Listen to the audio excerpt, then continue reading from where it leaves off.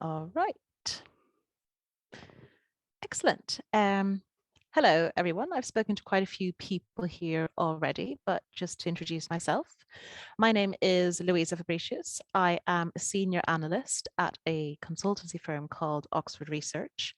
We work across all the Nordic countries with a lot of different kinds of projects. Generally, we do analysis and evaluations for public sector clients. We work a lot in relation to regional development, and welfare would be our two main areas. I'm mostly focused on projects related to integration, education, and competence development. And what I'll be talking about today is one specific study that we're currently undertaking for the Nordic Council of Ministers, which is a comparative study on language training in the Nordic countries. All right. But before I start talking about that, I'm just going to take a step back towards a previous study that we conducted 2-ish years ago. And this was a study on female non-participation in the Nordic integration and introduction programs.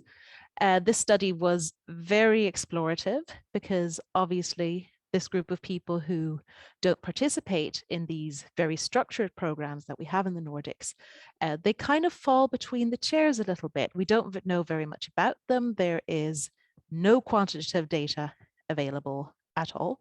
We couldn't even find numbers concerning how many people this could actually refer to. So we did a quantitative study with a lot of focus on case studies at different levels and different in depth.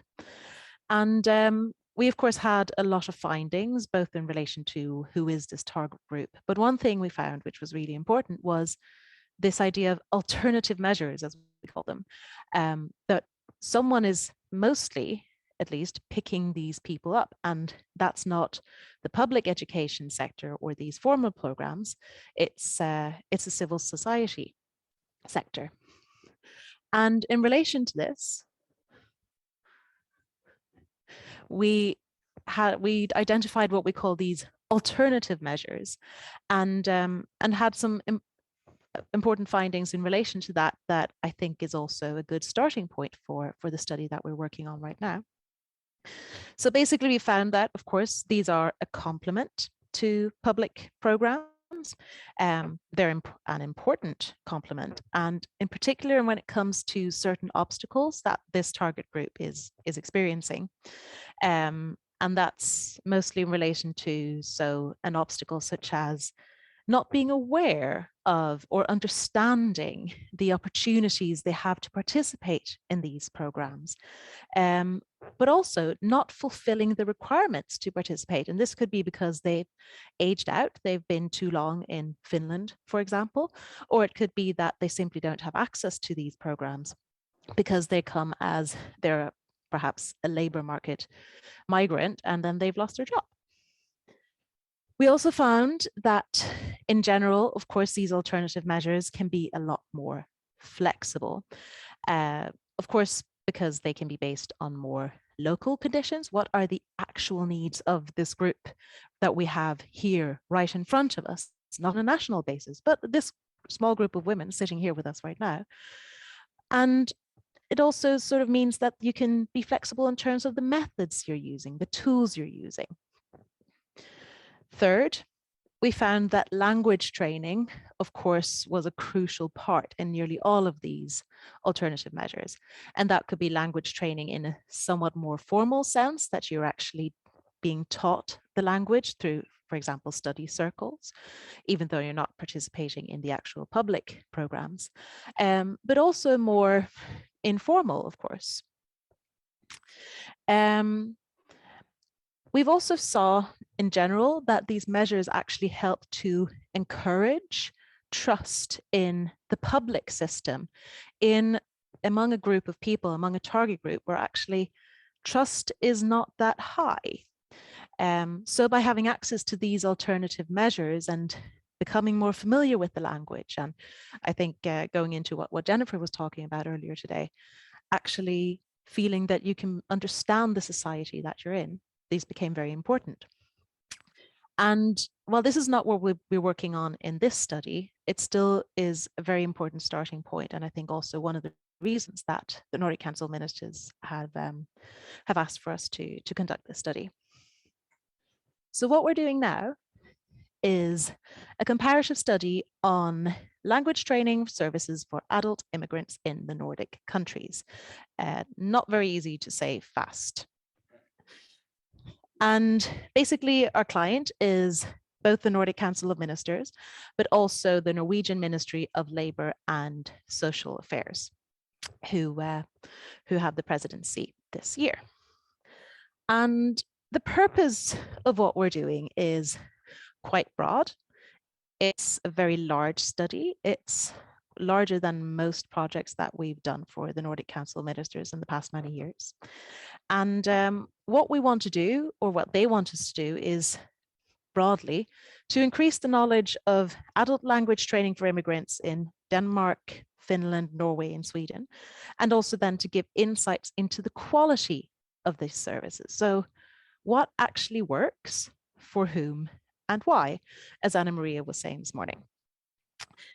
And basically, we do this through a study that's comparative on several levels. That means we're comparing between the Nordic countries, but we're also comparing between different subgroups of immigrants. Does it make a difference whether you are a labour market immigrant from within the EU-EES or outside the EU-EES, or if you're coming as a refugee or through family reunification?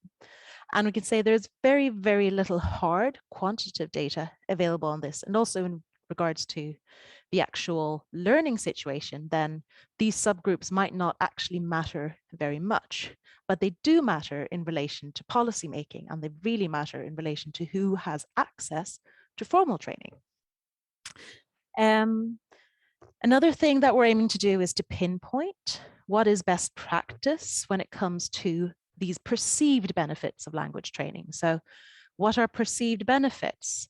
Who finds what to be working? The perceived benefits for labour market representatives can be different from the individual perspective. It could be different to what the politicians say.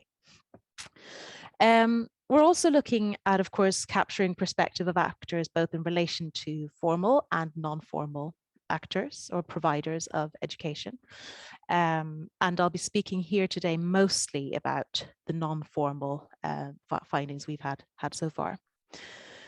We've also been tasked with trying to gauge the adult language training's cost efficiency. Now, this is really, really difficult, and we're probably not going to be able to get a proper quantitative answer for this, but still in trying to see, well, what initiatives are out there, and is this turning out to be really expensive, or are we, with relatively few resources, actually reaching a lot of people and providing a lot of learning that actually seems to be working.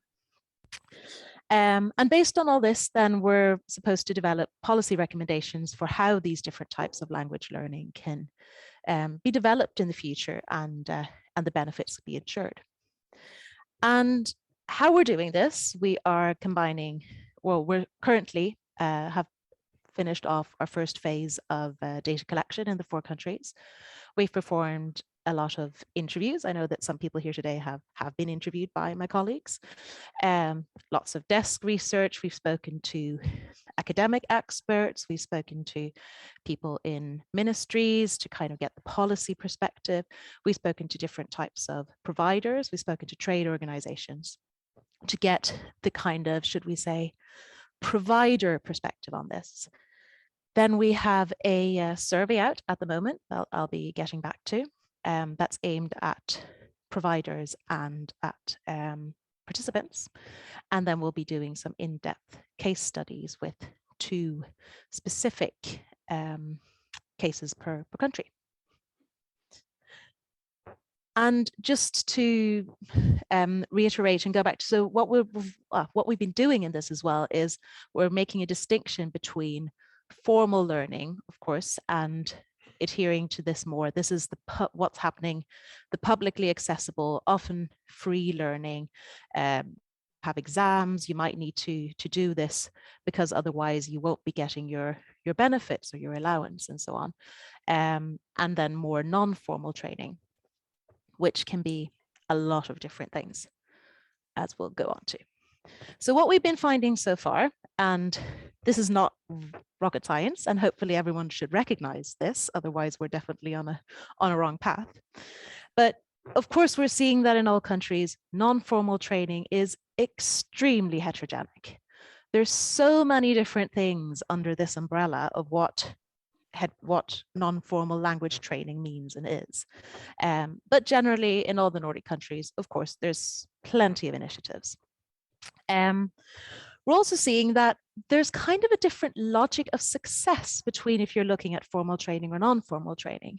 Whereas the formal training, very often you have, okay, you're going in, you're learning the language so that you can become a productive member of society, ergo get a job. Whereas non-formal training often has a wider logic, shall we say, where it's about how social integration might be what comes first. And through social integration, you're learning the language, as we've heard speakers talk about before as well, this cultural integration, how important that is for the actual language learning. Language doesn't necessarily come first. And then through that, yes, getting a job, but that's not necessarily a part of the purpose. We've also found, of course, that non-formal training very much is a complement to, rather than a substitute for formal language training. The role of the non-formal sector can differ a little bit between countries, which is very much related to what access there actually is to the formal training. So for example, in both Norway and Finland, you don't actually have access to public formal training if you are a labour market migrant. And that can, of course, be quite problematic because you might not necessarily have very good motivation or skills to actually learn language by yourself. We've also found, of course, that non-formal trainings, generally not very regulated, can consist of so many different things, but very often there's some kind of organization at least. Offered by commercial actors, you're teaching a language course, or by civil society actors, as we'll be talking about later.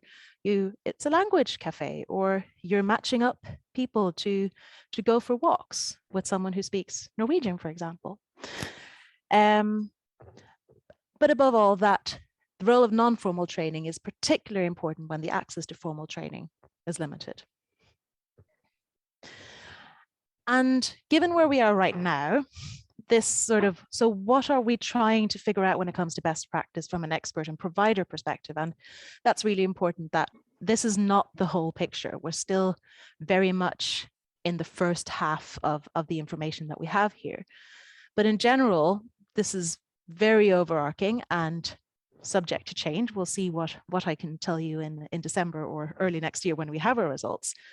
But best practice or success, basically, it depends on two things. It depends on the quality of the training being offered. And that means the regulatory structures. We found out that things like how you procure training within the formal sector, that actually matters a lot to quality. And that was quite surprising to us. And we see that in all countries. The compensation models. Are you being paid, are language schools being paid for the amount of students that are managing to graduate a program, or the amount of hours of teaching they're providing? What kind of incentives does that give language schools in terms of quality? We see that organizational structures are important. So, of course, in non-formal training, there's a huge variation in how things are organized, and it's often very needs-based. Whereas in more formal training, it can be about how many people are in the classroom, teaching competencies, and the social aspects of what's in order. Is this fun? Does it feel safe? But then you have the individual level. So what is the individual's motivation and their prerequisite? And this is, firstly, it's about access. So do you have the time? Do you have the money? What does it cost you? How far away are you from where your activities or where your training takes place? But also your ability to learn. So your level of education, your knowledge of other languages. What's your mother tongue? Which country do you come from? All these aspects that are important for your ability to actually learn a new language. And then we have the best practice from the participant perspective. And this is a work in progress, very much so. So we're currently exploring this through a survey that we are targeting at both formal and non-formal providers and participants. And we'll be following this up then with a couple of case studies, so 2 case studies per country of initiatives that we kind of will try to identify based on the results from the survey as being best practice, something that seems to work for someone, and where we can see why. And since I'm here today, then I'd like to say, if anyone is interested in filling out this survey, we have a survey out with providers and with participants. And of course, we're trying to get as many different people to respond to this as possible. Then we would be very grateful. And any thoughts, questions, or if you're interested in participating in a case study, which will be a couple of interviews and discussions with our colleagues in the next couple of months, then I'd also very much like to hear from you. Thank you.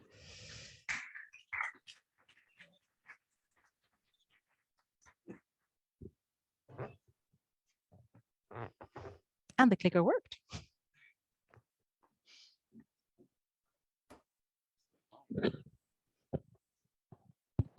This is the mic. Thank you very much. Henrik, do we have any specific questions from the online audience? Okay. Yes. Any question from this audience? Otherwise, this was to kind of introduce work that you will do. So we're looking very much forward to the results to be presented in December. So are we. Yes, and since we are having a second conference, maybe you could come and present the results on the second conference. I'm sure I could. Could be very good. Very good. So we have one speaker for the second conference already. Perfect.